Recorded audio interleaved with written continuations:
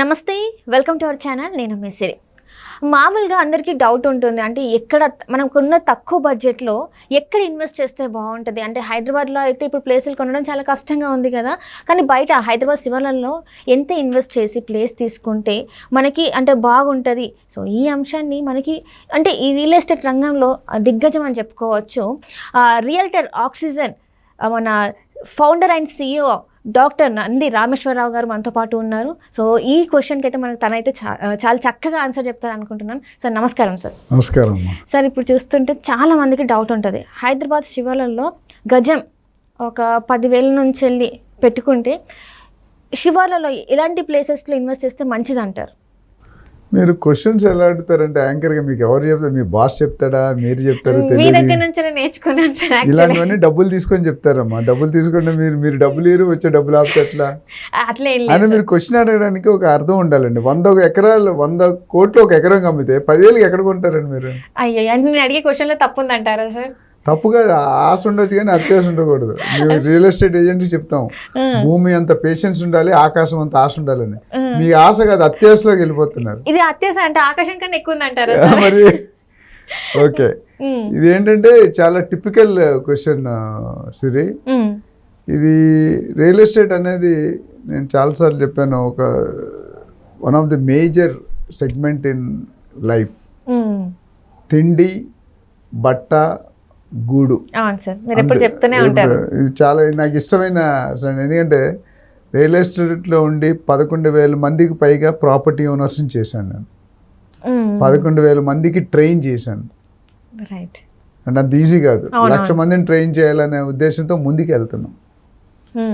So నాకు ప్రేక్షకుల దగ్గర నుండి, బయర్స్ దగ్గర నుండి, ఇన్వెస్టర్ దగ్గర నుండి, సెల్లర్స్ దగ్గర నుండి, ల్యాండ్ ఓనర్స్ దగ్గర నుండి, బిల్డర్ అందరి దగ్గర కూడా మంచి స్పందన ఉంది, మంచి రెస్పాన్స్ ఉంది. ఎంకరేజ్ చేస్తున్నారు వాళ్ళు కామెంట్స్. మరిన్ని కొత్త టాపిక్స్ చేయమని అంటున్నారు. ఈ క్వశ్చన్ అయినప్పుడు ఈ టాపిక్ మీద ఏంటంటే నేను మాట్లాడగలన నమ్మకం ఏదైతే వాళ్ళు ఉంచుతున్నారో దాన్ని నేను జస్టిఫై చేయడానికి ట్రై చేస్తున్నాను. సో మన ప్రేక్షకులందరూ కూడా మనం థ్యాంక్స్ తెలుసుకోవాల్సిన అవసరం అంతేనా ఉంది. So coming back to your question, ఇప్పుడు ఇంకో ఎగ్జాంపుల్ చెప్పి ఆ క్వశ్చన్కి వెళ్తాను. ఒక అమ్మాయి ఎవరు అన్నారు, నేను పుట్టపోతే నీకు భార్య దొరకదని చెప్పి, విచ్ ఈస్ రాంగ్. ప్రతి అమ్మాయికి ఎక్కడో దగ్గర భర్త పుట్టే ఉంటాడు, ప్రతి అబ్బాయికి ఎక్కడో దగ్గర భార్య పుట్టే ఉంటుంది. ఇట్స్ మ్యాటర్ ఆఫ్ టైం కన్జ్యూమింగ్లో కొంతమందికి లక్కీగా జల్దీ దొరికిపోతుంది, కొంతమంది జల్దీ దొరకదు. So but continuous research is important, continuous అన్వేషణ. ఐ థింక్ రీసెర్చ్ అండ్ అన్వేషణ అనుకుంటా, R&D. సో మార్కెట్లో ప్రతి ఒక్కరు కొనుక్కునే లేటెస్ట్గా మీకు మంచి శుభవార్త ఏంటంటే, మన కాంగ్రెస్ గవర్నమెంట్ రేవంత్ రెడ్డి గారు వచ్చిన తర్వాత ఒకప్పుడు మీరు చూసుకుంటే హైదరాబాద్ అనేది ఒక సిటీలో ఒక పర్టికులర్ జోనే పెరిగింది. ఏ జోన్ అది? West zone. తర్వాత సౌత్ జోన్ కొద్దిగా. అంటే వెస్ట్ జోన్ అంటే మీకు గచ్చిబౌలి, తెల్లాపూర్, కోకాపేట్, కొల్లూరు అది వచ్చేస్తుంది. ఇటు ఒక మన కొండకల్ వస్తుంది. ఆ ఏరియాస్ అన్నీ మొత్తం మనకి బాగా రేట్లు బాగా పెరిగినాయి. ఎందుకంటే IT స్టాక్ అంతా అక్కడే ఉంది. కానీ ఇప్పుడు మీరు అడుగుతుంది ఏంటంటే 10,000, 12,000 ఎక్కడ దొరుకుతుంది అంటే దొరుకుతుందండి, కానీ అప్రిషియేషన్ కూడా కొద్ది టైం పడుతుంది. ఇప్పుడు మీకు ఎగ్జాంపుల్ బెంగళూరు హైవే అనుకోండి. బెంగళూరు హైవే అంటే ఏంటంటే మనకి వచ్చేది శంషాబాద్, గచ్చిబౌలి తర్వాత శంషాబాద్ వస్తుంది. శంషాబాద్ తర్వాత కొత్తూరు తర్వాత నందిగామ తర్వాత షాద్నగర్ తర్వాత బాలానగర్ తర్వాత జడ్చర్ల. ఇది ఒక స్ట్రెచ్.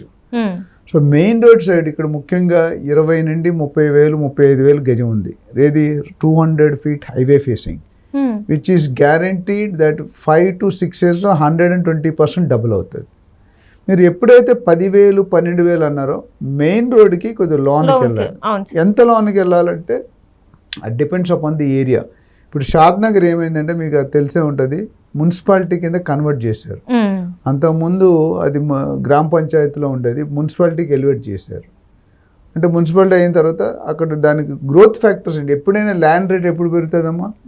మనకి ఉన్న గ్రోత్ ఫ్యాక్టర్స్ ఏంటి? ఫర్ ఎగ్జాంపుల్ షాద్నగర్ ఉంది. షాద్నగర్ నేను ఉన్న ఒక 18 అడ్వాంటేజ్ చెప్తాను. ఒకటి, ఎయిర్పోర్ట్కి 20-25 minutes, ORRకి 20-25 minutes, RRRకి 5 minutes. తర్వాత కొత్తూరు, నందిగామ, మేకాగూడ, బాలానగర్ ఇండస్ట్రియల్ ఏరియాస్.